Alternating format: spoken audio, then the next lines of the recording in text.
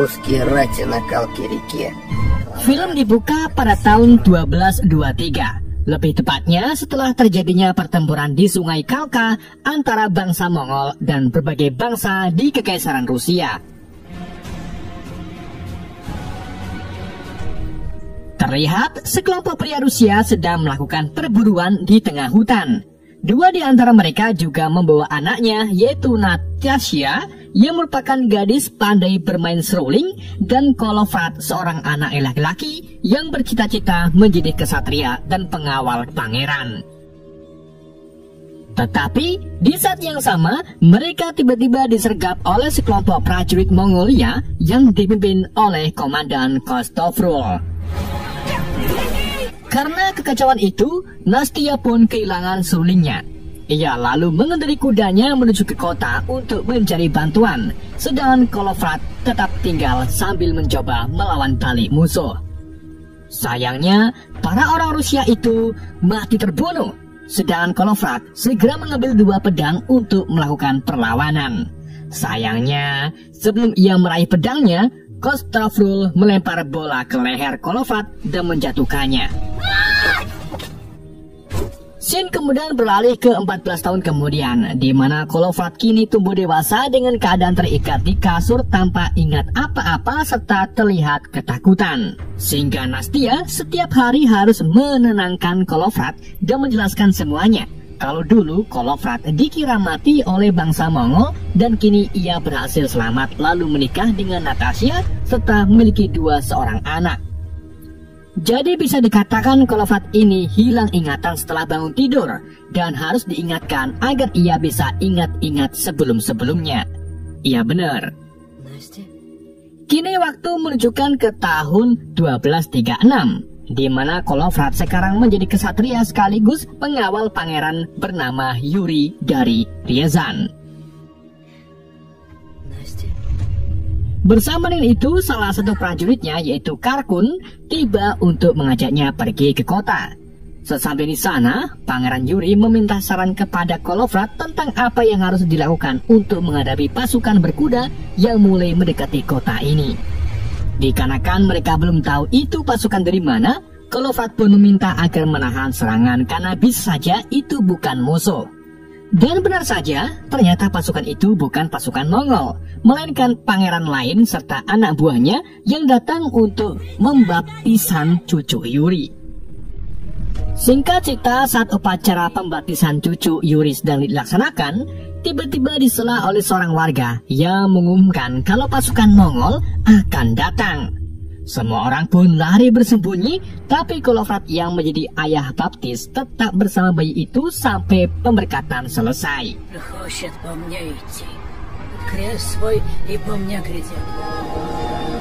Tak lama kemudian, Yuri dan anak buahnya sadar kalau pasukan bangsa Mongol sudah mulai mendekat. Jadi ia pun menyuruh para prajurit untuk menutup gerbangnya.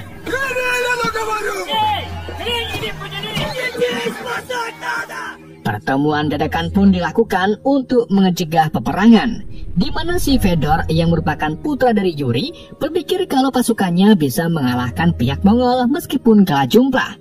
Tapi Yuri memutuskan untuk mengulur waktu dan meminta bantuan dari kota-kota terdekat. Dan untuk mengulur waktu, Yuri menyuruh Fedor untuk bernegosiasi dengan bangsa Mongol. Sementara Kolofrat pergi di tengah-tengah rapat untuk memeriksa keadaan kota. Disitulah ia bertemu dengan seorang dukun atau pedagang gelap bernama Zakar yang mohon ke Kolofrat untuk membiarkannya keluar dari kota. Dan sebagai gantinya, si dukun itu memberinya sebuah ramuan obat-obatan. Tetapi tentu saja, Kolofrat tidak bisa membantunya karena kini kota sudah dikepung rapat. Kolofrat kemudian pulang ke rumah dan mendapati Yuri ada di sana. Yuri menyuruh Kolofrat agar mengumpulkan anak buahnya dan pergi bersama Fedor untuk menemui bangsa Mongol. Meskipun awalnya menolak, tapi Kolofrat tak punya pilihan lain karena ia orang yang paling dipercaya Yuri. Ia pun harus mematuhi perintah Yuri.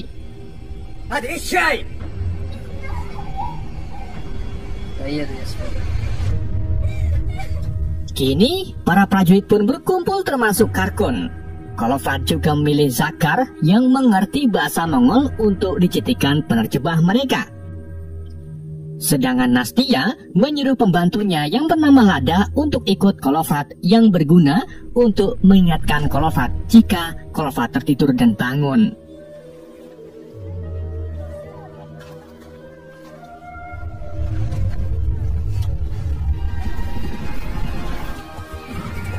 Setelah perbekalan sudah cukup, mereka pun langsung pergi ke kamp Mongolia dan diarahkan ke tenda pemimpin Mongol yaitu Batukan yang merupakan cucu geng Sikan. Ketika mereka bertemu langsung dengan Batukan, mereka pun menanyakan apa yang diinginkan bangsa Mongol. Batukan menjelaskan kalau ia tak menginginkan apapun dan bangsa Rusia datang tanpa diundang. Padahal ia tidak berniat untuk menyerangnya. Tapi meskipun begitu, Batu mengaku penasaran dengan penduduk kota Ryazan dan ingin menjadikan Ryazan sebagai kota Rusia pertamanya. Melihat semuanya tunduk pada Batukan, Fedor pun dengan songongnya malah menyuruh Batukan agar berlutut kepadanya. Kolofrat pun langsung berdiri untuk membela Fedor dan mengatakan kalau kota Ryazan sepenuhnya milik Rusia. Batukan pun terkesan dengan keberanian Kolofrat dan memberinya jimat dengan surat transit, di mana surat ini bisa membuat seorang melewati wilayah musuh dengan bebas tanpa diserang ataupun dilecehkan. Batu juga mengajak mereka untuk menonton pertunjukan sambil minum-minum, tanpa disadari kalau itu adalah tipuan untuk mengalihkan perhatian pasukan Rusia agar pasukan Mongol bisa menyerang mereka. Namun untungnya rencana itu gagal karena di bawah meja ada budak-budak Rusia yang beritahu Kolofrat dan yang lainnya kalau pasukan Mongol akan menyerang mereka. Alhasil pertarungan antara dua bangsa itu pun terjadi. Kolofrat juga membebaskan para budak itu yang kemudian bergabung untuk melawan pasukan Mongol.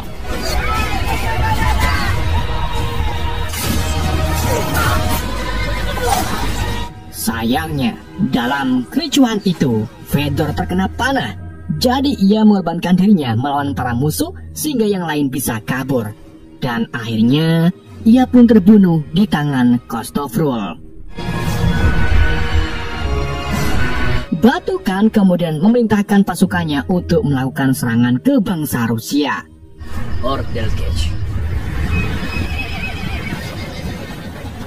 Di sisi lain, kelompok Kolofrat kesulitan melewati hutan karena badai salju. Sampai akhirnya mereka didekati oleh seekor beruang raksasa yang dikendalikan oleh seorang Nestor. Pria itu lalu membawa mereka ke sebuah goa besar untuk beristirahat sambil menunggu badai mereda. Tapi di sana Kolofrat menolak untuk tidur dan meminta ramuan ke Nestor yang bisa membuatnya tetap terjaga. Dengan begitu, Kolofrat tetap bisa mengingat apa yang tadi terjadi. Ia juga menggambarkan peta yang ia lihat di kamp Batukan supaya tidak lupa. Di keesokan harinya, mereka lalu kembali ke Ryazan. Tapi sesampai di sana, mereka takjub melihat kota tersebut sudah hancur karena serangan dari bangsa Mongol.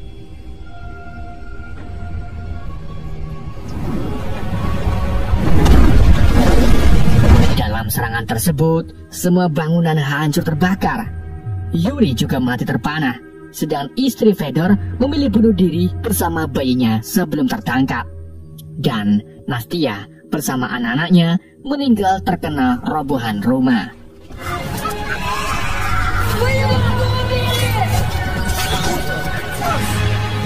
Setelah melihat kehancuran ini, Kolofrat dan yang lainnya lalu membunyikan bel sebagai tanda agar yang masih selamat bisa datang dan keluar dari persembunyian mereka.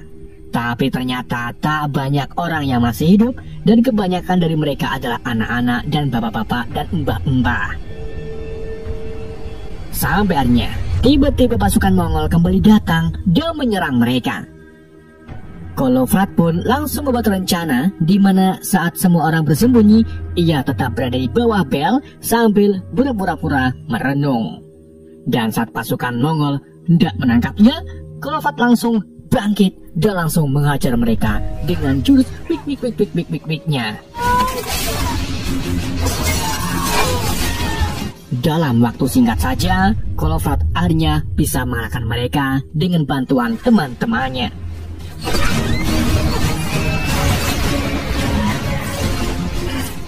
Setelah pertarungan singkat itu selesai, Kolofrat berencana mengirim 3 utusan untuk pergi ke kota-kota tetangga dan meminta bantuan mereka. Sedang anak-anak akan bersembunyi di gua Nestor. Когда их спалят, что делать? Одного дома целого не осталось. Нам этой зимы. Я зимнюю дорогу на колонну знаю. Sementara itu, Kolofrat dan yang lainnya mencoba membuat para musuh untuk kembali dan mengalihkan perhatian mereka. Zakar juga membuat ramuan khusus yang dituang ke saluran air minuman bangsa Mongol sehingga membuat mereka semua sakit perut.